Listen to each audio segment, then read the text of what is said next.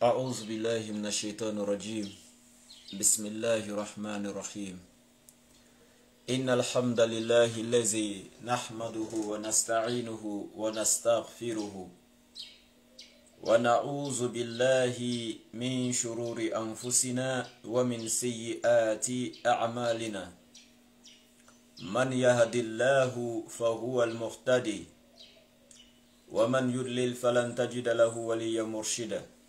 وأشهد أن لا إله إلا الله وحده لا شريك له وأشهد أن محمدا عبده ورسوله وصلى الله عليه وعلى آله وأصحابه ومن تبعهم بإحسان إلى يوم يقوم الناس لرب العالمين.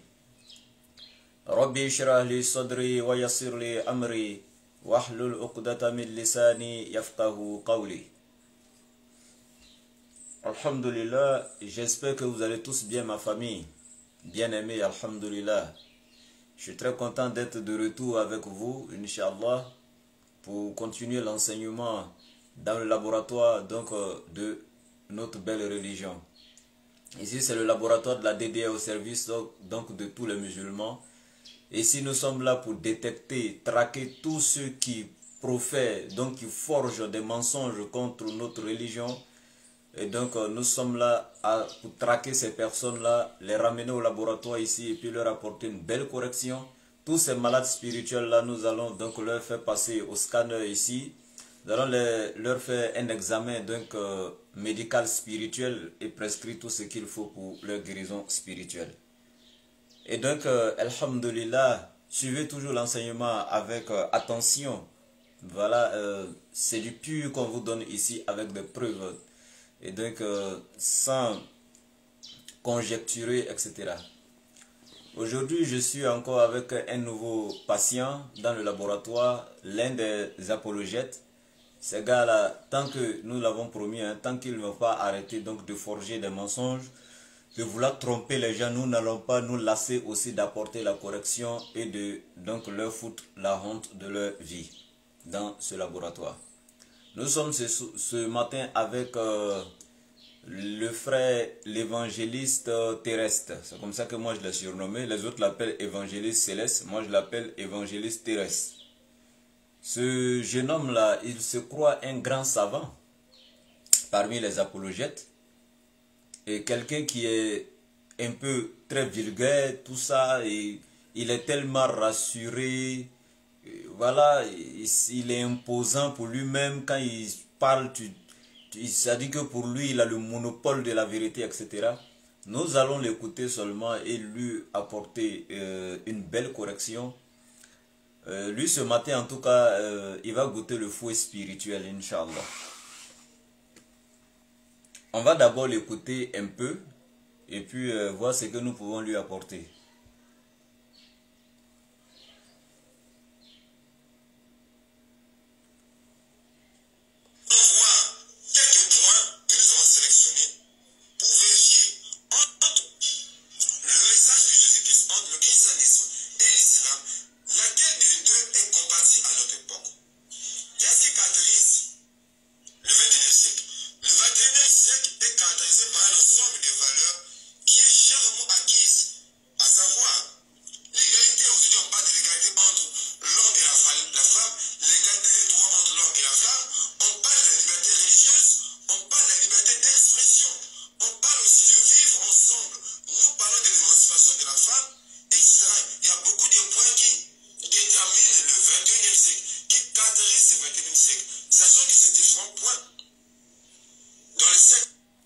En fait, je vais récapituler à cause du volume. Mon haut-parleur est déchargé. Malheureusement, je ne l'ai pas mis en charge depuis. Mais je vais récapituler. Et dit, nous sommes aujourd'hui au 21e siècle. Et le 21e siècle est caractérisé par certaines choses. Et il a appuyé sur un point clé. Les droits de l'homme et de la femme, l'égalité entre l'homme et la femme, l'émancipation de la femme dans la société aujourd'hui. Donc, ça c'est ce qu'il a dit d'abord. On va continuer, Inch'Allah. Passé, ça n'existait pas. Alors, nous allons voir avec vous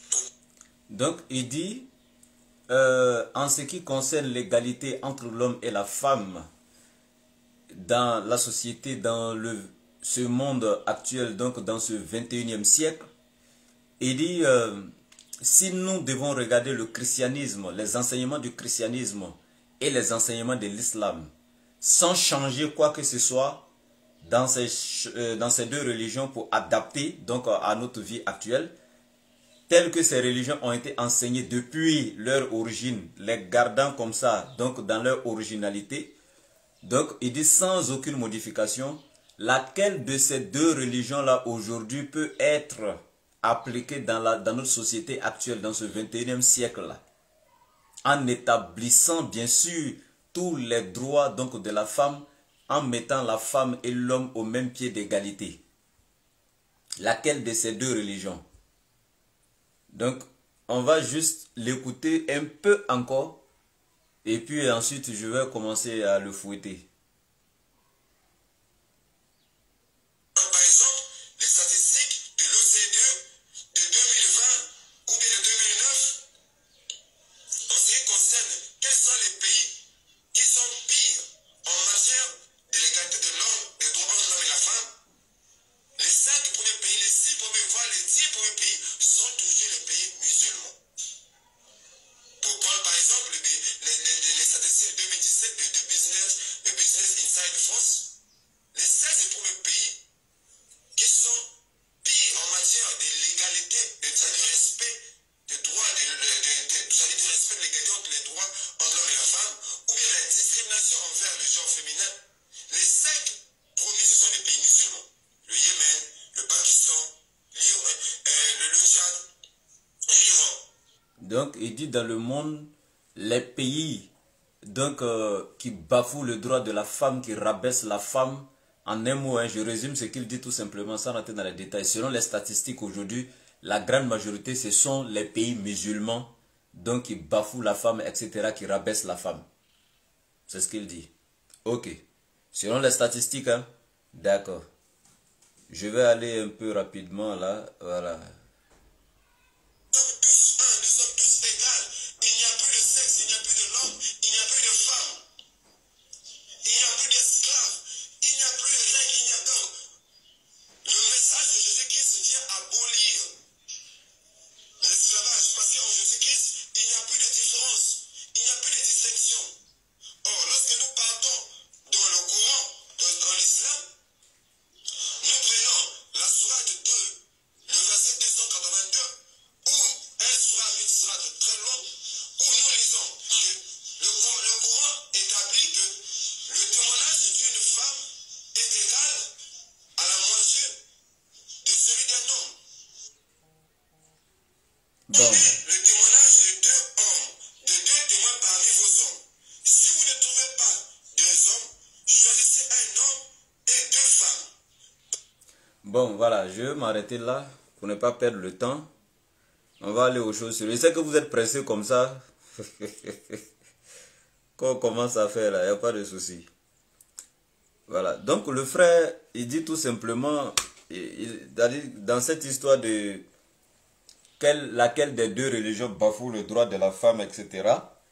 Il prend un verset du livre de Galates pour dire que voilà, la Bible a placé la femme et l'homme au même pied d'égalité. Mais concernant le Coran, dans la sourate 2, verset 282, Allah il dit que le témoignage d'une femme est la moitié de celui donc d'un homme. Donc si un homme doit témoigner, il faut 2 femmes pour témoigner pour qu'il y ait équilibre. Mais quand c'est une seule femme, le témoignage d'une femme, comme je dis encore, donc équivaut à la moitié du témoignage donc d'un homme. Donc en ce sens-là, pour lui, l'islam a rabaissé la femme. Ben, ce sont des gens qui ont des yeux pour lire, mais pas pour voir. Ils ne peuvent pas percevoir dans leur regard. Parce qu'ils n'ont pas l'intention de lire et de comprendre, mais de lire et de critiquer, de lire et de contre-attaquer. C'est pourquoi ils resteront aussi comme ça, dans l'ignorance, dans la perdition, jusqu'à se retrouver devant le feu de l'enfer. Nous qu'Allah nous en préserve, Inch'Allah. Et je prie beaucoup pour eux aussi. qu'Allah leur sorte encore de toutes ces choses-là pour leur donner, parce qu'Allah est capable de tout, hein. Allah peut les sortir encore de toutes ces choses-là et leur donner encore le salut, Inch'Allah. On va toujours continuer à prier pour eux. Donc voici la seule comparaison qu'il a trouvé à faire pour dire que le témoignage d'une femme dans le Coran équivaut au témoignage, à la moitié du témoignage d'un homme. La dernière fois, il a fait débat sur TikTok. J'étais de passage, j'ai écouté un échantillon avec un frère musulman sur le même thème, entre l'islam et le christianisme. Quelle est celle des deux religions qui, si on la garde dans sa forme originelle, elle peut être appliquée dans notre société actuelle, dans ce 21e siècle, en établissant les droits de tout le monde, etc. etc. D'abord, avant de rentrer dans les détails, nous allons lui donner un petit enseignement. Que ce soit depuis l'Ancien Testament, dans la Bible, l'Éternel a été clair. Quand il révèle ses lois, c'est pour que ces lois soient appliquées par les êtres humains. C'est pour que les êtres humains pratiquent la loi de l'Éternel et l'observent. Mais ce n'est pas le contraire. La loi de l'Éternel ne vient pas se soumettre à l'être humain, mais c'est l'être humain qui vient se soumettre à la loi de Dieu. Est-ce que le monsieur meurt avant de sortir son thème là, il s'est assis, il a réfléchi un peu? Donc c'est Dieu qui vient s'adapter à la société actuelle. N'est-ce pas la société qui doit s'adapter à Dieu? La parole de Dieu que nous avons, c'est nous qui sommes la société, c'est l'être humain qui est la société. Pourquoi tu ne vas pas parler de société parmi les animaux aux zoo ou en brousse? C'est l'être humain qui est la société. Mais cet être humain-là, c'est lui qui se soumet à la volonté de Dieu et non le contraire. Donc pour nous, c'est à nous, et même pour toi, c'est parce que tu n'as pas étudié, sinon depuis l'Ancien Testament, quand la loi de Dieu est donnée à l'homme, c'est pour que l'homme se soumet. Je prends Ézéchiel 18, l'Éternel est clair au verset 18 et suite. Lorsque le pécheur se repent de tous ses péchés, qu'il observe mes commandements et pratique la justice, il vivra et ne mourra pas. Donc c'est l'homme qui observe les commandements de Dieu. C'est lui qui observe la justice. Dans Deutéronome 7, cela est écrit. Hein? Etc. Dans Genèse 26, c'est la même chose. Donc ce n'est pas à nous. Déjà tu as échoué même dans le thème. Ce n'est pas à la loi de Dieu de s'adapter à notre société actuelle. Mais c'est à notre société de s'adapter à la loi de Dieu. La loi de Dieu, Dieu ne change pas. Et Jésus-Christ l'a dit dans Matthieu chapitre 5 verset 17 et suite.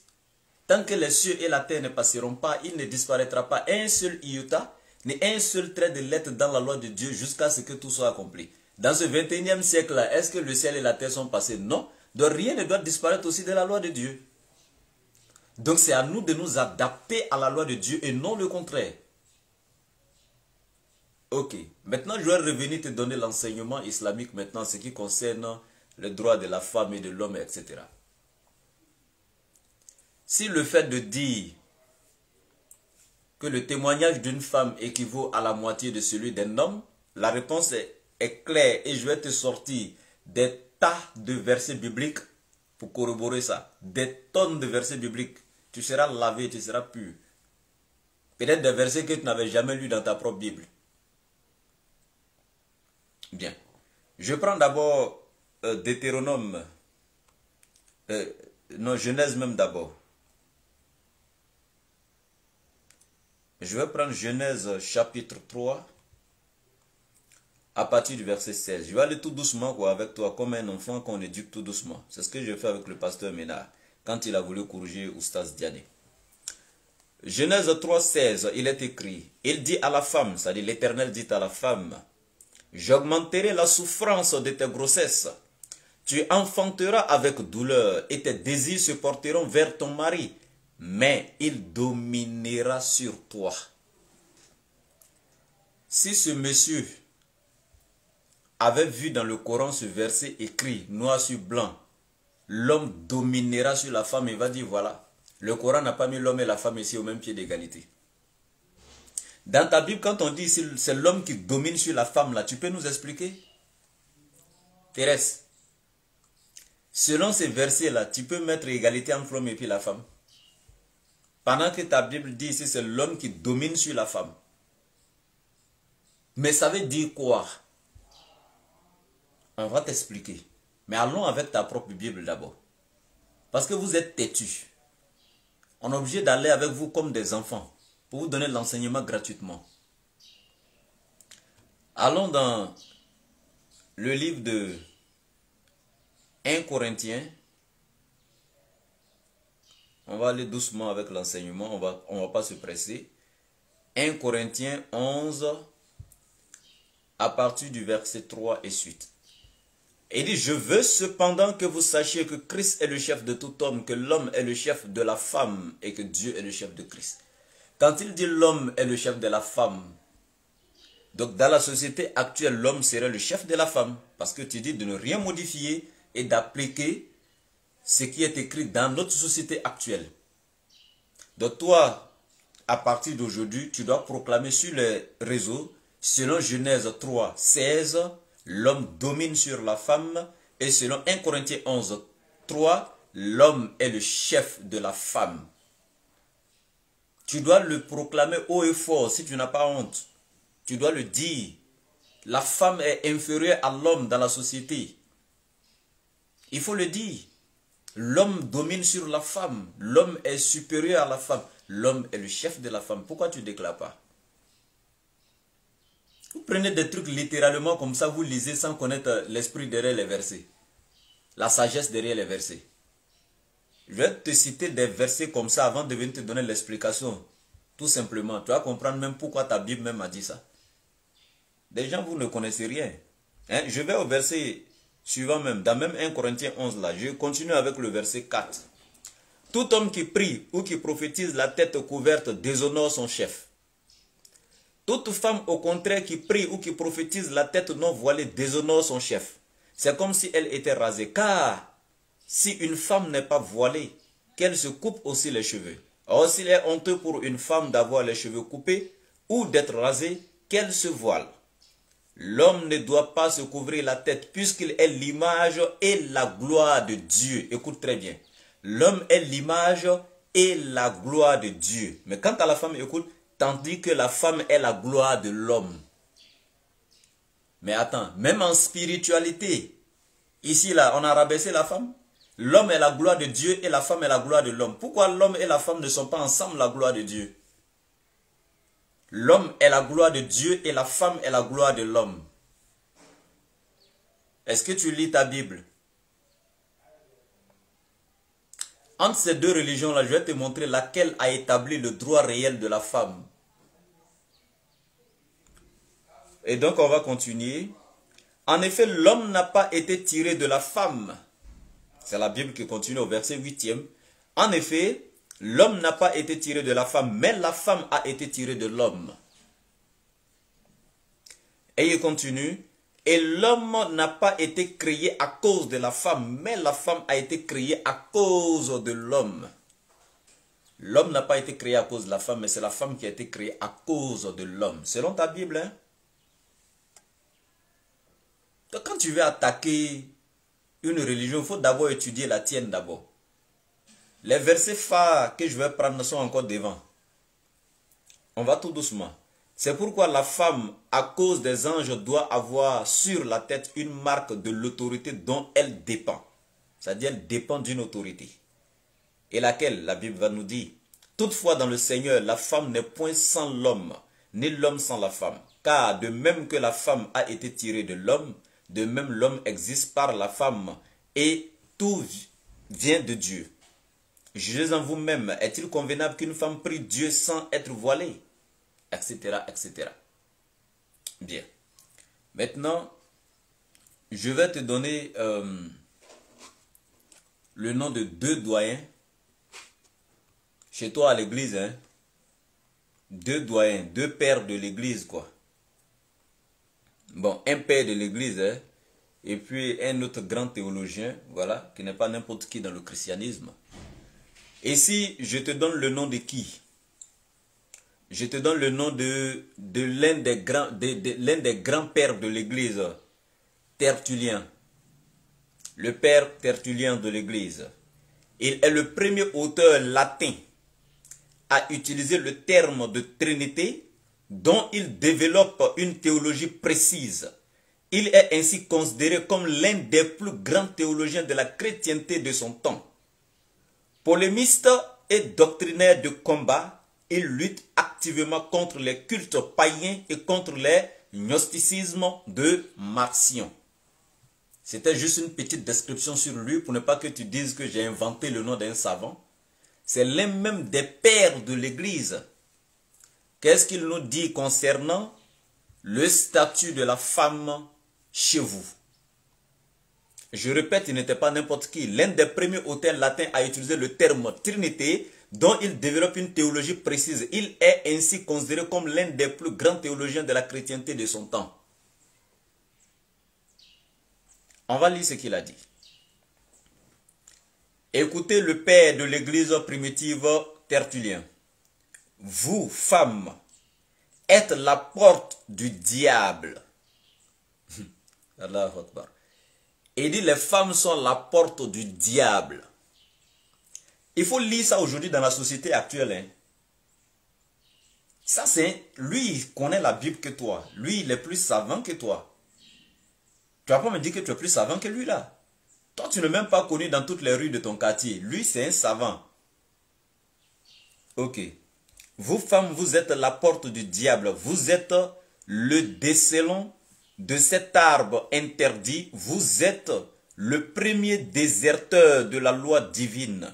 Vous êtes celle qui a persuadé que le diable n'a pas été assez veillant pour attaquer. Tu as détruit si facilement l'image de Dieu à cause de votre décès, c'est-à-dire de la mort même. De la mort. Même le Fils de Dieu a dû mourir à cause de ton acte femme. Donc voici ce grand théologien chrétien, l'un des pères de l'Église, qui est clair, Tertullien. Il dit les femmes sont la porte du diable. C'est à cause d'elles que le péché est rentré. C'est elle qui a poussé Adam à manger le fruit interdit. C'est par elle que le diable donc a pu faire entrer le péché dans l'humanité. Et même à cause de son acte, le Fils de Dieu même a dû venir mourir. Vous voyez l'image de la femme pour lui? Alors que l'islam dans la sourate 2, à partir du verset 36 à 37, le Coran est clair. Le Coran accuse tous deux, Adam et Ève ensemble. Le Coran n'a jamais accusé Ève seule. Mais c'est dans les textes chrétiens que le Coran accuse la femme. La sanction est pour les deux, mais c'est chez vous, dans la chrétienté, que la Bible accuse la femme. Et non chez nous en islam. Chez nous, les deux sont accusés.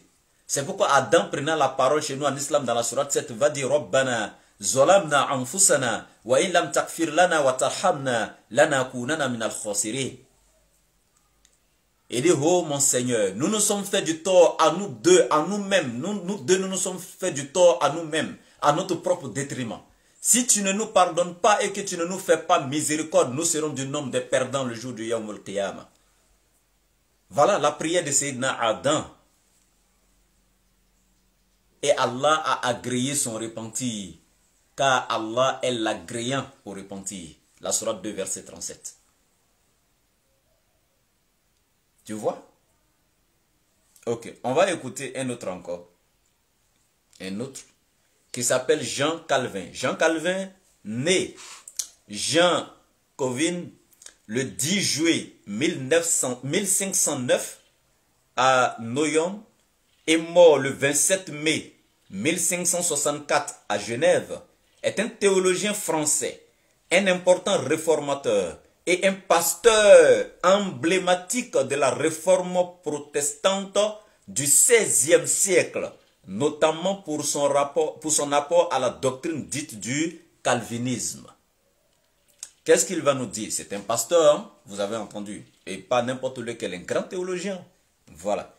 Et donc, voici ce qui est écrit. La femme est plus coupable que l'homme parce qu'elle a été séduite par Satan.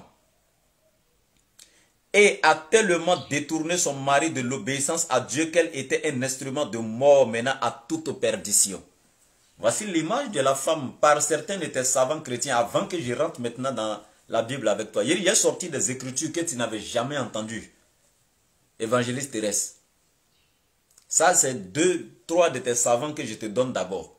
Si tu sors ici pour nous dire que tu es plus savant que ceux-là, khalas, il n'y a pas de souci. Hein? Parce que c'est comme ça. J'aime dire que tu es plus savant qu'eux. J'assume, dans la sourate 2, verset 282, Allah il dit, le témoignage d'une femme équivaut à la moitié d'un homme. J'assume et je vais te donner les preuves et l'explication. Mais ici, on te dit la femme est la porte du diable. Elle est servante du diable. C'est par elle que le péché et la mort est rentré. Car elle a poussé son mari à la désobéissance. Elle était un instrument de mort menant à toute perdition. Il faut que la femme reconnaisse cela et qu'elle apprenne à quoi elle est soumise et pas seulement contre son mari. C'est une raison suffisante pour qu'aujourd'hui elle soit placée en bas et qu'elle porte en elle l'ignominie et la honte. Subhanallah. Est-ce que tu as entendu ce que ton savant est en train de dire de la femme? Il dit il faut que la femme reconnaisse cela, que c'est elle qui a provoqué tout ce chaos-là. Tout ce à quoi l'être humain est, c'est-à-dire que c'est-à-dire tout ce qui nous arrive comme malheur aujourd'hui, en un mot. La femme est responsable de tout ce chaos. Et il continue, il ne s'arrête pas là. Hein. Et qu'elle apprenne à quoi elle est soumise. Et pas seulement contre son mari. C'est une raison suffisante pour qu'aujourd'hui elle soit placée en bas. C'est-à-dire pour qu'aujourd'hui là, la femme puisse être placée en bas, qu'elle porte en elle l'ignominie et la honte. Tu vas lire des textes de tes savants là comme ça dans la société actuelle, toi. Arrêtez de vous foutre des gens, non? Ok. Maintenant, comme tu dis de ne pas modifier les textes d'aucune religion. Donc si je prends des passages dans l'Ancien Testament, tu n'as pas qu'à de me dire non, ça c'est l'Ancien Testament, le moment est passé. Tu as dit de ne rien modifier. Parce que si c'est l'Ancien Testament, le moment est passé, pourquoi dans toutes les Bibles aujourd'hui, vous avez l'Ancien Testament assemblé au Nouveau Testament qui forme la Bible entière? Pourquoi vous ne coupez pas l'Ancien Testament pour jeter et puis vous restez seulement qu'avec la partie du Nouveau Testament? Vous recourez toujours à l'Ancien Testament quand c'est pour aller prouver dans les livres d'Ésaïe et autres que Jésus est Dieu. Quand vous courez pour aller chercher la dîme là, ce n'est pas dans l'Ancien Testament. Est-ce que dans le Nouveau Testament, il y a dîme là-bas? Tu as foutu un moi aujourd'hui, mon frère. Mal foutu un moi-même. On va rentrer depuis l'Ancien Testament. Et puis, ce qui est intéressant encore, rien ne doit être modifié, ça fait un. Deuxièmement, ce qui est intéressant, c'est que ton Dieu Jésus, même si tu dis que le moment est passé, Jésus-Christ, ton véritable Dieu, tous les apologètes, quand vous passez ici, là, il n'y a pas un parmi vous qui n'a pas dit que Jésus n'est pas Dieu. Vous dites que Jésus est Dieu le Père. Si c'est Jésus qui est Dieu, les lois que Jésus, ton Dieu, a révélées aux enfants d'Israël, là, c'est ça qu'il va prendre. Ton Dieu Jésus, les lois qu'il a révélées, là, c'est ça que je vais prendre. Si c'est lui qui est Dieu, c'est que c'est lui qui a révélé ces lois à Moïse. Donc écoutons ton Dieu Jésus. Je prends Exode 21, verset 7. Les filles peuvent être achetées et vendues. Si un homme vend sa fille comme servante, elle ne doit pas être libérée comme le font les serviteurs masculins. Aujourd'hui, là, tu as appliqué ça dans la société 21e siècle actuel, là. Et regarde, ton enfant, ta fille, c'est pas mouton, c'est pas cabri. C'est pas comme bélier qu'il a acheté pour Tabaski, là. C'est pas ça. On dit, si un homme vend sa fille, même si on s'arrêtait là même, comment tu peux concevoir qu'un homme puisse vendre sa fille? Attends. Si, c'est une condition, hein, c'est une conjonction de subordination. Si un homme vend sa fille comme servante, elle ne doit pas être libérée comme le font les serviteurs masculins. Ça, c'est écrit dans ton livre, mon frère. Pourquoi tu ne touches pas les versets comme ça, là? Tu es malhonnête. Dans ton direct, tu as dit quoi? Hein? Il y a des hadiths là, hein, qui disent que la femme et l'homme, leur témoignage là, hein, c'est pas... le témoignage d'une femme est la moitié de celui d'un homme. C'est des choses que les musulmans dans ce monde d'aujourd'hui ne vont pas vouloir lire. Mais nous, on va les chercher pour venir lire. Toi-même, pourquoi tu ne lis pas ça là? Ce texte qui est là, il va me dire non, c'est l'Ancien Testament, c'est révolu. Mais n'est-ce pas Jésus, ton Dieu du Nouveau Testament, qui a révélé ça depuis là-bas aux enfants d'Israël? Ou bien Jésus n'était pas le Dieu en ce moment? Qui a révélé? N'est-ce pas ton même Dieu Jésus qui a dit dans Matthieu 5, 17 et suite, tant que les cieux et la terre ne passeront pas, il ne disparaîtra pas un seul trait de lettre dans la loi de Dieu. Ça, c'est pas plus qu'un trait de lettre, c'est même un verset entier. Est-ce que ça doit disparaître? Le ciel et la terre là, ne sont pas toujours là? La fin du monde n'est pas encore arrivée, donc c'est là, la loi là est là, elle ne sera pas supprimée. Et tu peux lire ça aujourd'hui dans la société actuelle, qu'un homme puisse vendre sa fille. Hein? Mettez les cœurs, mes frères musulmans, mettez les cœurs. Mettez les cœurs, s'il vous plaît, partagez. Mettez les cœurs, partagez le direct, s'il vous plaît. C'est important. Et donc, on va continuer encore. Dans Deutéronome 22, à partir du verset 28. Une fille violée peut être vendue à son violeur. C'est dans la Bible que tu peux voir des choses comme ça. Une fille violée peut être vendue à son violeur. Subhanallah. Écoutons le verset ensemble. Si un homme rencontre une vierge qui n'a pas promis de se marier et la viole et qu'ils sont découverts, il payera, c'est-à-dire le violeur payera à son père, c'est-à-dire au père de la fille qu'il a violée, de sa victime, 50 cycles d'argent. Et il doit épouser la jeune femme de force, car il l'a violée. Il ne pourra jamais divorcer tant qu'il vivra. Deutéronome 22, verset 28. Donc, tu as violé une femme. Et quand on parle de viol, c'est qu'il n'y a pas d'amour. Donc, il n'y a pas un acte d'amour ici. Il a abusé de la fille. Il a violé la fille. La fille ne l'aime pas, bien sûr.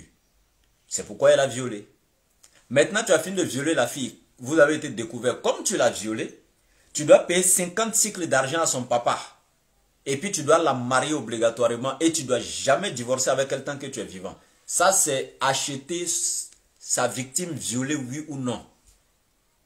Quand il y a de l'amour, on n'appelle pas ça acheter. Mais elle ne t'aime pas. Tu as même abusé d'elle, tu l'as violée.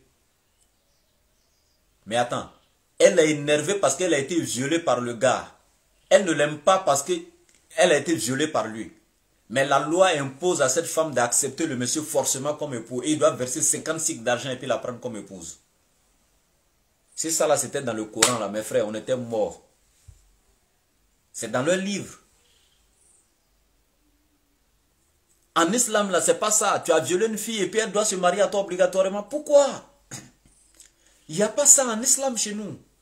Et le prophète est clair. Comme toi tu sais chercher les hadiths là, n'as-tu pas vu les hadiths du prophète alayhi salam où il dit d'épouser vos filles avec leur consentement? N'as-tu pas vu ces hadiths là aussi?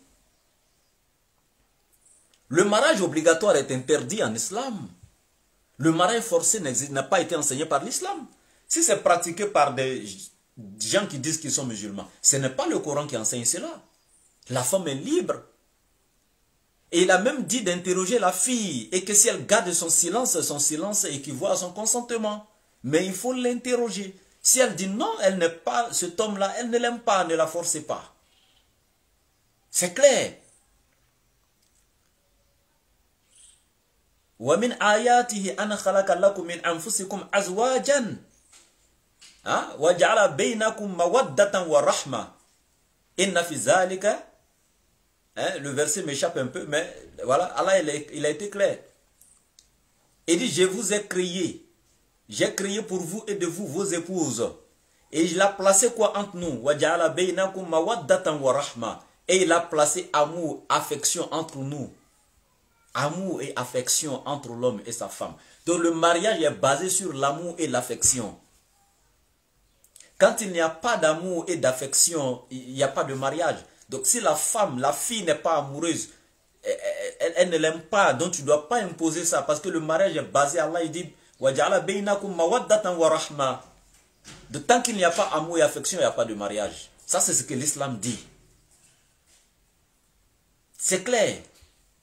Maintenant, le verset te dit ici, si un homme raconte une vierge qui n'a pas promis de se marier et la viole et qu'ils sont découverts, il payera au père de la fille qu'il a violée 50 cycles d'argent et il doit épouser la jeune femme car il l'a violée. Il ne pourra jamais divorcer tant qu'il vivra. Ça, c'est dans votre Bible, on peut voir des versets comme ça. Non seulement tu as abusé de la fille, tu l'as violée, donc elle est énervée contre toi, elle ne t'aime même pas, elle n'est pas amoureuse de toi. Et là, la Bible dit il faut l'acheter chez son papa. Tu l'as violée et puis tu vas l'acheter comme un mouton. Elle a 50 cycles d'argent. C'est quelle histoire ça là? Si ça c'était dans le Coran, on était mort avec vous. Ok. On va continuer. Et je vois même souvent les gars sont là, que oui, les esclaves dont le Coran parle, que c'est des esclaves sexuels. Vous avez vu le terme esclave sexuel dans le Coran? Dans le Coran? Toi qui cherches les hadiths là, n'as-tu pas vu le même hadith du prophète qui dit celui qui a giflé son propre, ça dit que son esclave, tu as giflé ton esclave pour une faute que l'esclave n'a pas commise, pour que ton péché soit pardonné là, c'est que toi là tu libères l'esclave. Pour que ton péché soit pardonné, tu dois lui rendre sa liberté. Le fait de la gifler ou bien de le gifler sans avoir raison, toi le patron là, toi le maître de l'esclave sans avoir raison, tu l'as giflé. L'islam te dit, il faut libérer l'esclave là. Sa libération sera le pardon de ton péché chez Dieu. Maintenant, quelqu'un même, tu ne peux pas gifler ton esclave. C'est toi, l'islam va te demander d'aller violer tes esclaves, de les traiter d'esclaves sexuels. Ou, entre le viol et puis gifle là, qu'est-ce qui est plus grave? C'est le viol. Mais simple gifle là, sans avoir raison, on te dit, ça dit que son salaire sera sa libération pour que tu sois pardonné. Mais quand tu vas lire dans ta Bible, dans 1 roi 13, 11, verset 3, Salomon avait 700 épouses, 300 concubines. On te parle de 300 concubines là. Vous allez dire que c'est des esclaves sexuels. La Bible n'avait pas autorisé. Les concubinats n'existaient pas là-bas. Pourquoi vous êtes malhonnête comme ça? Esclaves sexuels, vous avez vu ce terme où dans le Coran? C'était avec le consentement de ces femmes-là, de ces esclaves-là. Pourquoi vous êtes comme ça? Ok. On va continuer encore. Hein. Je prends Deutéronome 22, versets 20 à 21. On va lire. Si toutefois l'accusation est vraie et qu'aucune preuve de la virginité de la fille ne peut être trouvée, elle sera amenée à la porte de la maison de son père. Et là, les hommes de sa ville la lapideront à mort. Toi, une femme, tu es marié à un homme. Le jour de la nuit, des noces, il va découvrir que tu n'étais plus vierge. Il n'y a pas de preuve qui montre que tu étais vierge. Tu es foutu. On t'amène à la porte de ton papa. Et puis là, tous les hommes de la ville vont te lapider à mort. Tu peux appliquer ça dans la société d'aujourd'hui. Quand tu viens t'asseoir pour raconter du n'importe quoi, si l'islam, entre l'islam et le christianisme, les enseignements de laquelle des deux religions on peut appliquer dans nos sociétés d'aujourd'hui. Il faut appliquer ça là aujourd'hui. On va continuer. Je prends Nombre 31, verset 17 à 18. Toujours je répète, hein, c'est ton Dieu Jésus qui a révélé ça là depuis l'Ancien Testament. S'il est Dieu, c'est que c'est lui qui a révélé ça. Ça fait un. Deuxièmement, tu veux mettre l'Ancien Testament de côté, je vais t'attraper encore dans Matthieu chapitre 5, verset 17 et suite. Jésus dit, tant que les cieux et la terre ne passeront pas, il ne disparaîtra rien, même pas un seul iota dans la loi de Dieu. Alors ça, c'est même pas un trait de lettre, c'est un verset entier. Donc ça ne va pas disparaître dans la loi de Dieu. Parce que là où tu vis, là, je ne sais pas si c'est au Congo ou bien c'est où là, le ciel est en haut de ta petite tête là-bas. Oh, Jésus dit, tant que le ciel et la terre ne passeront pas. Donc le ciel est encore en haut de ta tête là-bas, non? Donc ça là, rien ne va disparaître dedans. Faut lire. Pourquoi tu n'enseignes pas ça aujourd'hui? C'est du n'importe quoi. Tu vas me dire, ah, il y avait un contexte précis, etc. Dans les enseignements de l'islam, il n'y a pas de contexte dedans. Ok. Donc ici, maintenant, tuez tous les garçons et tue toute femme qui a couché avec un homme. Mais, sauf pour vous toutes les filles qui n'ont jamais couché avec un homme. Donc, tuez les garçons et voilà les femmes qui ont connu la couche d'un homme, mais gardez pour vous les filles vierges. C'est ton livre qui enseigne ça. Pourquoi tu n'enseignes pas ça aujourd'hui? Il y a un contexte, non? Donc quand vous sortez les versets, l'islam dit de tuer. Hein, dans ton direct, le prophète Mohammed, Allah il lui a dit de tuer les êtres humains jusqu'à ce qu'ils attestent qu'il n'y a de Dieu que Dieu, etc. Il n'y a pas de contexte. Hein. Si réellement il n'y avait pas de contexte et que c'était applicable même au 21e siècle, là, toi tu penses que tu serais vivant aujourd'hui? Il y a longtemps on a enlevé ta petite tête là sur ton cou, dans un quartier là-bas. Toi dans ta ville où tu vis là, il n'y a pas de musulmans là-bas. Il y a plus de 2 milliards de musulmans dans le monde aujourd'hui. Tu penses que si on avait compris ces versets là comme toi, tu serais vivant aujourd'hui toi? Il y a longtemps on a fini avec toi. L'islam enseigne la paix. L'islam enseigne la cohésion, le vivre ensemble. C'est l'islam qui te donne même le droit du voisin. Le droit dans le voisinage, c'est l'islam qui t'enseigne tout ça dans la sourate 4. Quand tu arrives sur ces versets-là, tu fais comme si tu n'as pas vu, tu sautes. Et tu vas sortir des versets de leur contexte pour vouloir en faire un prétexte ici. Pourquoi vous êtes méchants comme ça? Allons même avec la menstruation de la femme. Qu'est-ce qui a été écrit? Dans Lévitique chapitre 15 à partir du verset 19, voici ce qui est écrit. Lorsqu'une femme a son flux sanguin régulier, l'impureté de ses règles mensuelles durera 7 jours. Pour celles qui ont les règles régulières. Donc elle restera impure pendant 7 jours. Et quiconque la touchera sera impur jusqu'au soir. Tout ce sur quoi elle s'allongera pendant ses règles sera impur. Et tout ce sur quoi elle s'assiera sera impur. Quiconque touchera son lit sera impur. Donc voici un enseignement depuis Lévitique 15 verset 19 et suite qui dit si une femme est en règle, elle est en menstruation, elle ne doit rien toucher de sacré. Et son lit, si elle touche le lit et que son mari vient toucher le lit, il sera impur. Tout ce sur quoi elle s'assiera sera impur. Tout ce qu'elle touchera sera impur. Toi l'homme qui la touche, tu seras impur. Aïe. Avec ça là, tu parles de comparer l'islam à tes enseignements. Chez nous en islam, la seule chose qu'on ne peut pas faire avec la femme qui est en état de menstruation là, c'est juste le coït, le rapport sexuel. En dehors de ça, c'est fini. On fait tout avec la femme. Tout le corps de la femme est licite à son mari quand elle est en menstruation, excepté l'intervalle entre le nombril et les genoux. Elle doit couvrir ça. Entre le nombril et les genoux, elle doit couvrir ça. Excepté ça, tout le reste du corps est autorisé à son mari, y compris la partie supérieure de son corps. Tu vas dormir avec elle sur le même lit. Elle va préparer, tu vas manger, vous allez manger ensemble, vous allez faire tout. Mais ici chez toi, dès que tu la touches net, tu es impur. Dès qu'elle touche le lit, que tu as touché le lit, tu es impur. Tout ce qu'elle touche, même si elle s'assied sur une chaise, c'est impur. Tu vas comparer l'islam à ça, tu vas enseigner ça aujourd'hui aux femmes dans ce 21e siècle-là. Tu te fous de qui, mon frère? Hein? Vous vous foutez de qui? Si ça c'était dans le Coran, on était mort. Arrête ça, hein? Arrête de jouer avec les gens. Je vais te donner un autre enseignement que je vais prendre pour te bloquer. Quand tu dis que le témoignage d'une femme équivaut à la moitié du témoignage d'un homme, parce qu'on a dit à la moitié du témoignage d'un homme, déjà tu prends ça pour lancer sur figure des filles. Regardez, l'islam dit, vous, votre témoignage équivaut à la moitié du témoignage d'un homme, donc vous n'êtes pas égal aux hommes. Écoutez ici. Tu es mort et mort. Lévitique 12, verset 1 à 8. Écoutons seulement. Partagez le direct. Mettez les cœurs. Lévitique 12, verset 1 à 8. Écoutons. Une femme qui tombe enceinte et donne naissance à un fils sera cérémonieusement impure pendant 7 jours. Écoutez très bien. Une femme qui tombe enceinte et donne naissance à un fils. Donc quand c'est un fils, quand c'est un garçon qu'elle a mis au monde, cérémonieusement, elle sera impure pendant 7 jours. Quand c'est un garçon, écoutez très bien.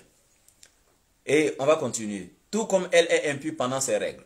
Le 8e jour, le garçon sera circoncis. Quand c'est un garçon toujours. Le garçon sera circoncis. Ensuite, la femme doit attendre 33 jours pour être purifiée. Donc, plus les 7 jours, ça fait déjà 40 jours. Ok. Donc, ensuite, la femme doit attendre 33 jours, je répète encore, pour être purifiée de ses saignements. Elle ne doit toucher à rien de sacré ni aller au sanctuaire jusqu'à la fin des jours de sa purification. Maintenant, si elle met au monde une fille, ça c'est la femme maintenant. Si elle met au monde maintenant une fille, pas un garçon mais une fille, pendant 2 semaines la femme sera impure. Aïe. On dit en haut, si elle met au monde un garçon, son impureté c'est 1 semaine. Mais quand c'est une fille qu'elle a mis au monde, l'impureté c'est 2 semaines. Pourquoi ici la Bible ne les met pas au même? Pourquoi c'est pas même 1 semaine pour la femme? Elle met au monde un garçon, elle est impure pendant 1 semaine. Elle met au monde une fille, elle est impure pendant 2 semaines. Pourquoi?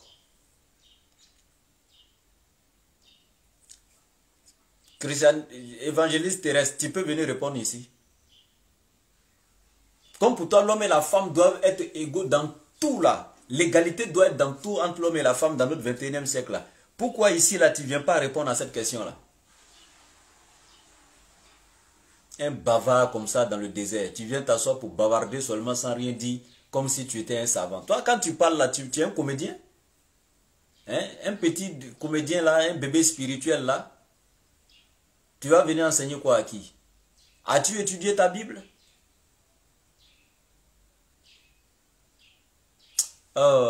C'est pas la peine. Et regardez un peu encore. On va aller avec la promesse maintenant d'une femme. Pas témoignage d'abord, on va avec promesse maintenant. Je vais doucement quoi, doucement, c'est un processus. Je lui donne l'enseignement doucement. Parce que ce groupe d'apologètes là, c'est des enfants de préscolaire pour moi là. Ils sont au jardin pour préparer. Voilà. Donc ici, lorsqu'un homme fait un vœu à l'Éternel ou fait le serment de s'engager par un serment, il ne doit pas manquer à sa parole, mais doit faire tout ce qu'il a dit. Donc si c'est un homme, un garçon qui a fait un serment ou fait un vœu, l'Éternel dit qu'il doit respecter son vœu et il doit respecter son serment, il doit faire exactement ce qu'il a dit. Ok. Lorsqu'une jeune femme vivant encore dans la maison de son père fait un vœu à l'Éternel ou s'engage par un gage, et que son père entend parler de son vœu, de son serment, mais ne lui dit rien, alors tous ses vœux et chaque engagement par lequel elle met, mais si son père l'interdit, quand il en entend parler, aucun de ses vœux ou des enseignements par lesquels, ou des engagements par lesquels elle s'est engagée ne tiendra. L'Éternel la libérera parce que son père l'a interdit. Le vœu de la femme n'a de sens que s'il est approuvé par son mari ou son père. Donc quand c'est un homme qui fait un vœu ou prend un engagement, l'Éternel dit c'est obligatoire à l'homme de réaliser son vœu, de tenir à sa promesse. Mais quand c'est une femme qui fait un vœu ou prend un engagement, cela n'est valide que si son mari ou son père l'a approuvé. Tant qu'eux n'ont pas approuvé, c'est zéro. Alors ici, mon frère, pourquoi le vœu de la femme là dépend de l'accord de son mari et de son père, tandis que le vœu de l'homme là, quand il fait un vœu, lui, il est tenu de respecter son vœu. Ça ne dépend de personne. L'approbation de son vœu ne dépend de personne. Mais la femme, son vœu doit être approuvé par son mari. Donc la femme est rabaissée aussi là. Tu te fous de qui quand tu dis non, les témoignages d'une femme en islam équivaut à la moitié du témoignage d'un homme. Au moins son témoignage même, ça dit que ça équivaut à la moitié. Mais ici même là, quand elle prend un engagement ou bien un vœu là, ça dit tant que ce n'est pas son mari qui est d'accord ou bien son papa là, c'est zéro. L'Éternel ne tient pas compte de ça. Pourquoi vous vous foutez des gens? Tu n'as pas étudié ta Bible. Si on doit aller dans les mêmes trucs logiques que toi, hein? On ne peut pas suivre les choses, les gens moutonnièrement comme ça. C'est quel enseignement tu donnes comme ça là? Ça a quoi à voir avec le droit de la femme? Je vais te donner le droit de la femme en islam. Tu seras rassasié. Et je lance ce défi. Il n'y a pas une religion qui a honoré la femme sur la terre que l'islam. Ça n'existe pas. Ça n'existe même pas. Allons seulement. Je prends maintenant dans ton Nouveau Testament 1 Corinthiens 14, 34. Voici ce qui est écrit. 1 Corinthiens chapitre 14, verset 34. Les femmes doivent garder le silence dans les églises. Elles n'ont pas le droit de parler, mais doivent être soumises, comme le dit la loi. Paul dit ici, comme le dit quoi? La loi. Donc tu vois que quand je vais dans la loi pour prendre les versets là-bas, tu n'as pas le droit de venir me dire non, c'est les lois de l'Ancien Testament. Même Paul même se réfère à la loi ici pour parler. Je répète le verset. Les femmes doivent garder le silence dans les églises. Elles n'ont pas le droit de parler, mais doivent être soumises comme le dit la loi. Donc vous les hommes, vous avez le droit de parler à l'église, mais les femmes n'ont pas le droit de parler. Maintenant ça là, c'est écrit noir sur blanc. Tu avais dit non, ça t'a dit que, en fait, donc tu as justifié. Et tu vas prendre un verset comme ça dans le Coran pour venir lancer sur la figure des femmes. Et l'islam vous rabaisse. Le témoignage d'une femme équivaut à la moitié d'un homme. Mais ici, là, la femme n'a pas le droit de prendre la parole à l'église. Vos femmes ne parlent pas à l'église aujourd'hui au 21e siècle. Là. Pourquoi vous êtes méchants comme ça? Arrêtez de mentir aux gens. Je prends encore Colossiens 3, 18. On va lire encore. Femmes, soumettez-vous à vos maris, comme il convient dans le Seigneur. Donc il convient dans le Seigneur que la femme soit soumise à son mari. Il convient dans le Seigneur que la femme soit soumise à son mari.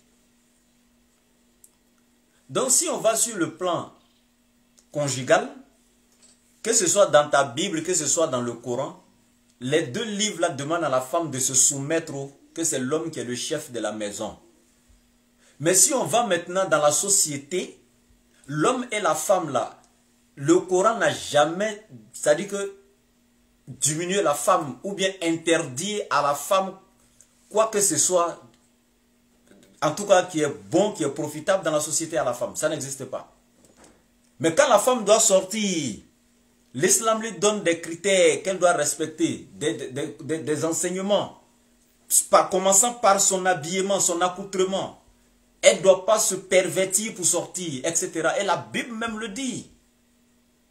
Elle ne doit pas porter ces choses transparentes là, des trucs plaqués qui font sortir sa forme et tout. L'islam donne une éducation à la femme. Parce que la femme est une preuve, elle est une fitna. L'islam ne vient pas tout simplement parler des mots, mais aussi ce qui cause les maux dans la société. C'est ça l'islam. Une seule femme mal habillée, quand elle traverse la rue, elle peut, c'est-à-dire que, attirer l'attention de 100 hommes. Mais un seul homme passant dans la rue ne peut pas attirer l'attention de 100 femmes. Le contraire, ce n'est pas possible. Donc l'islam s'adresse aux doués d'intelligence. C'est pourquoi l'islam donne des critères que la femme doit respecter dans la société. Excepté ça, la femme a les mêmes droits. Elle a le droit à l'enseignement, elle a le droit à l'éducation. Tu ne savais pas ça? Ok, on va continuer. Je vais avec Éphésiens 5, 22 à 24. Éphésiens 5, 22 à 24. Voici ce qui est écrit. Femmes, soumettez-vous à vos propres maris, comme vous vous soumettez au Seigneur. Car le mari est le chef de la femme, comme Christ est le chef de l'Église, son corps, dont il est le sauveur. Or, comme l'Église se soumet à Christ, de même les femmes doivent se soumettre à leur mari en tout.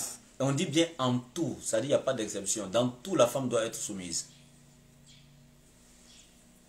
On va continuer un peu encore. Maintenant, cette fois-ci, je vais aller dans le Coran.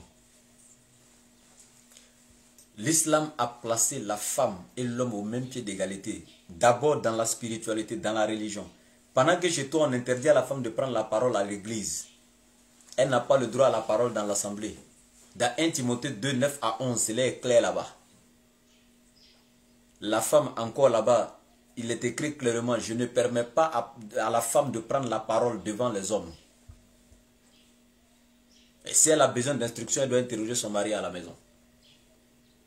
Mais spirituellement, la femme et l'homme chez nous en islam sont au même pied d'égalité. Si la femme adore Dieu, que l'homme adore, il y a des femmes même en spiritualité qui vont surpasser l'homme devant Dieu dans l'adoration. Oui. Mais chez nous, nous respectons l'enseignement. La femme ne peut pas être imam, par exemple. Parce que l'islam est une éducation. La femme, Dieu l'a créée. Elle a un corps. Elle est créée d'une manière par Dieu, de sorte que si elle est devant une assemblée d'hommes et qu'elle doit faire prier les hommes, s'abaissant, se levant, etc., ça va dans... C'est-à-dire que les gens doivent être concentrés naturellement pour adorer Dieu, mais ça va susciter des choses dans la tête des hommes qui sont derrière. Parce que c'est la femme. En fait, vous voyez que je parle, j'essaie de jouer avec les mots parce que je ne suis pas vulgaire comme eux, donc je fais sortir les mots réels. Voilà, c'est dans ce sens-là. Mais je sais que vous êtes doué d'intelligence, que vous avez compris de ce de quoi je veux parler. Cela n'a pas commencé par l'islam. Étudiez un peu l'histoire du temple. Le temple était divisé en 4 grandes parties. Il y avait la salle de Débir, la salle de Hekal, la salle des prêtres et la salle de l'adoration. La grande salle de l'adoration là était scindée en 2 encore. Les hommes priaient devant, les femmes derrière. Chez les juifs là-bas, depuis en Israël, les hommes et les femmes ne sont jamais rassemblés pour prier ensemble. C'était comme chez nous en islam dans la mosquée. Pas comme chez vous à l'église où les femmes et les hommes sont rassemblés ensemble, sont mélangés. Donc ce n'est pas nouveau, c'est nous qui respectons même l'enseignement de Dieu. Mais en dehors de ces principes-là, et qui sont même des principes qui sont vraiment trucs, c'est normal même pour l'éducation, etc. Et pour ne pas tomber dans l'adultère, la fornication et tout ce qui est attirance de la femme pour pouvoir éviter ces choses-là. Parce que l'homme est plus attiré par la femme. Donc une femme devant les hommes, ça va susciter beaucoup de choses. Bien. C'est pourquoi il y a toujours un voile entre les hommes et les femmes pour mieux se concentrer rien que sur Dieu. En dehors de ça, on va lire dans le Coran. La femme qui adore Dieu, qui pratique sa religion, qui a appris le Coran, qui se conduit bien, elle peut avoir même plus d'élévation auprès de Dieu spirituellement que l'homme.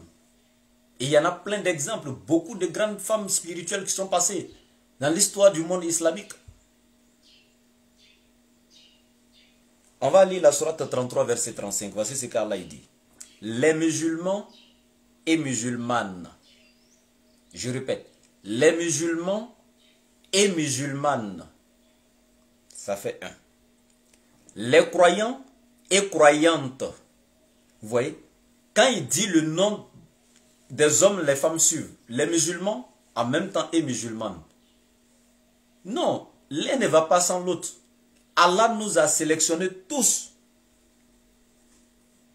Musulmans, musulmanes, croyants, croyantes, obéissants et obéissantes, les loyaux et loyales, les endurants et endurantes, les donneurs d'aumône et donneuses d'aumône, ceux et celles qui jeûnent, les gardiens de leur chasteté et les gardiennes, ceux et celles qui invoquent souvent Dieu. Dieu a préparé pour eux tous, c'est-à-dire femmes comme hommes, un pardon et une énorme récompense. Ça, c'est la sourate 33-35. Vous voyez comment le verset est beau. Regarde comment il cite là-bas. Il donne le groupe des hommes ici, il donne pour les femmes là-bas. Les hommes ici, les femmes là-bas. Les hommes ici, les femmes là-bas. Jusqu'à la fin du verset. Et tous ceux-là sont récompensés auprès d'Allah. C'est de ça qu'il s'agit. Et si vous voyez la beauté de l'islam. Ok. Prenez un peu la sourate 87 si je ne m'abuse. Je sors la sourate rapidement.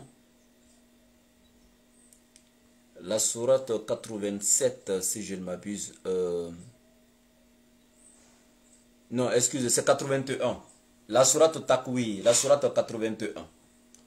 Quand Allah dit Ba'da'uzubillahi minash shaitanir rajim, bismillahir rahmanir rahim. Wa izan nufusu zuwijat wa izal maw'udatu su'ilat bi ayyi zambin qutilat. Donc, dans ce verset ici, Allah dit, et lorsque les âmes seront accouplées et qu'on demandera à la fillette enterrée vivante, pour quel péché a-t-elle été tuée? Vous voyez ce verset coranique? Parce que la femme, la fille, n'était pas considérée dans la période pré-coranique, je ne dis pas pré-islamique, je dis pré-coranique parce que l'islam a commencé depuis l'origine de l'homme. L'islam n'est pas venu par Mohammed, donc moi je n'utilise pas le terme pré-islamique, j'ai dit pré-coranique. Le prophète Mohammed est venu certes avec le Coran, mais pas avec l'islam, parce qu'il a trouvé l'islam. C'est lui qui est venu avec la forme parfaite, définitive et universelle de la dite religion. Et avant qu'il ne vienne avec le Coran, et avec la forme parfaite, universelle, comme j'ai dit, et complète donc de l'islam, la femme n'était pas considérée dans toutes les civilisations humaines. Que ce soit chez les Juifs, que ce soit chez les Arabes, dans la civilisation indienne, dans toutes les civilisations pré-coraniques, la femme n'était pas honorée. Ses droits n'étaient pas respectés dans ces sociétés-là. Mais c'est l'islam qui est venu établir les droits de la femme. Et on va vous donner des versets clairs. Et en ce moment, la femme n'était pas considérée parce que pourquoi? Les gens se disaient dans la réflexion, elle ne peut plus pas aller au combat, elle ne peut pas faire de guerre sainte, elle ne peut pas faire des travaux que les hommes font, elle est juste là pour manger la nourriture chez son père et puis un jour sortir pour aller s'accrocher à un homme, son mari. C'est-à-dire, c'est juste l'importance de la femme qui est là. Elle est là, elle va finir ton argent, elle va manger ton sac de riz chaque jour et puis après elle va chez quelqu'un, 15 ans après, ou 20 ans après elle va se marier. Donc du coup, la femme n'ayant pas d'importance à leurs yeux, quand quelqu'un avec une fille, sa femme avait accouché et que c'était une fille, il dit mais elle n'est pas importante. Il va aller creuser un trou, il va l'enterrer et puis il revient. C'est pourquoi Allah interdit avec l'arrivée du Coran. Il dit tous ces enfants, toutes ces filles qui ont été enterrées vivantes seront interrogées le jour de Yawm al-Qiyamah. Qu'avez-vous fait à vos parents pour qu'ils vous enterrent vivantes? Ce dossier sera ouvert. Ça, c'est l'islam qui veut mettre fin à ces pratiques-là. Vous n'avez pas vu comment l'islam a commencé à défendre la femme depuis en ce moment-là? Et c'est dans nos sociétés actuelles que l'islam va venir abaisser la femme? Pour vous être méchant comme ça. Arrêtez ça. Et je vais continuer. La sourate 2, à partir du verset 228, qu'est-ce qu'Allah dit concernant la femme?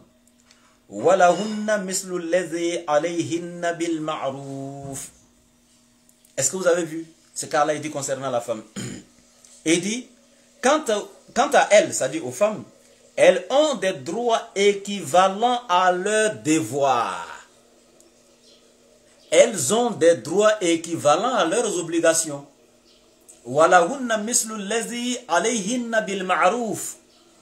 La femme a des droits équivalents à ses devoirs. Tous ses devoirs envers son mari, c'est tout ce qu'elle lui est obligatoire de faire pour son mari. C'est aussi obligatoire pour l'homme de faire la même chose pour la femme. Elle doit te respecter, tu dois la respecter. Oui, c'est comme ça, etc., etc. Donc, elle a des droits équivalents à ses devoirs. Ça, c'est le Coran qui dit. Mais walir rijali alayhinna darajat, wallahu azizun hakim. Et donc, mais les hommes ont cependant une prédominance sur elles. Et même ta Bible reconnaît cette prédominance-là. 1 Corinthiens 11, 3, il est écrit que l'homme est le chef de la femme. Dans 1 Corinthiens 14, 34, l'homme est le patron de la femme. Donc l'homme a une prédominance sur elle. Mais l'islam te dit clairement, la femme a des droits équivalents à ses devoirs. Ça, c'est notre religion qui enseigne ça. L'islam. Pourquoi vous êtes malhonnête? Pourquoi vous ne dites pas la vérité aux gens? Hein? Encore dans les civilisations passées, avant la période donc pré-coranique, je pèse bien mes mots, pas pré-islamique, pré-coranique, avant cela, dans les civilisations anciennes, même chez les juifs, cette pratique y était. Les femmes étaient prises dans l'héritage après le décès de leur mari. Les femmes étaient prises en héritage. C'est l'islam qui vient de mettre fin à ça. Ce n'est pas normal. La femme n'est pas un bijou, un objet de l'argent pour qu'on puisse la prendre en héritage sans son gré, sans son consentement.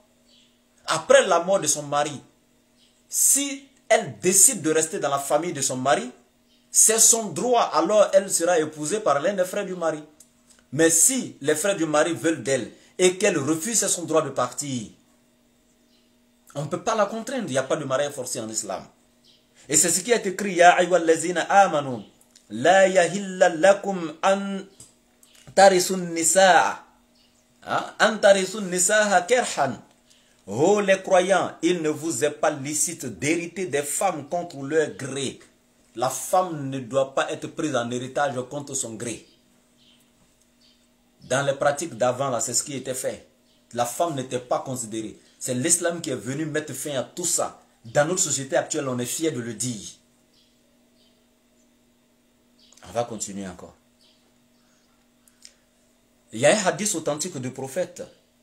Comme tu sais tant chercher les hadiths d'après toi-même, dans ton direct, vous cherchez les vrais hadiths pour confondre les musulmans. Dans ta recherche de hadith, n'as-tu pas vu le hadith du prophète où il dit Talabul ilmu faridatu ala kulli muslimin wa muslimat. Et il dit la recherche de la science est un devoir pour chaque musulman et musulmane. Et quand il dit la recherche du savoir, il n'a pas précisé seulement que la science religieuse, même la science profane, toute science qui est licite à l'être humain, qui est profitable à l'être humain, qui participe à la construction intellectuelle de l'être humain, qui peut participer à la construction de la société de l'être humain. Toute science, donc comme je dis en un mot, qui est constructive, qui est bénéfique à l'homme, et dit la recherche de la science est un devoir pour chaque musulman et musulmane. Donc dans la société actuelle, l'islam n'interdit pas à la femme d'aller à l'école, de faire des études comme l'homme. Même pour diriger des entreprises, non, l'islam n'interdit pas cela. Mais l'islam donne des conditions. La femme, quand elle sort dehors, quand elle doit sortir dehors, elle doit savoir comment s'habiller, comment s'adresser aux hommes étrangers. L'islam lui donne des règles qu'elle doit suivre dans la société.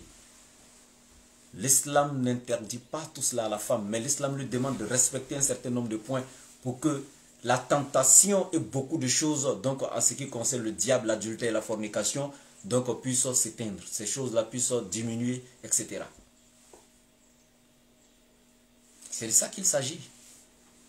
Donc ne faites pas croire aux gens que vous avez découvert des... Il n'y a pas de faille en islam.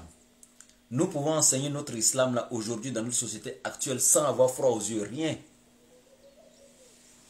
Toi tu cites des versets que tu ne comprends même pas. Alors que je te donne un exemple ici, Georges Bernard Shaw, qui a eu même un prix Nobel. Donc c'est pas n'importe qui, c'est un intellectuel. Ce monsieur, il a étudié.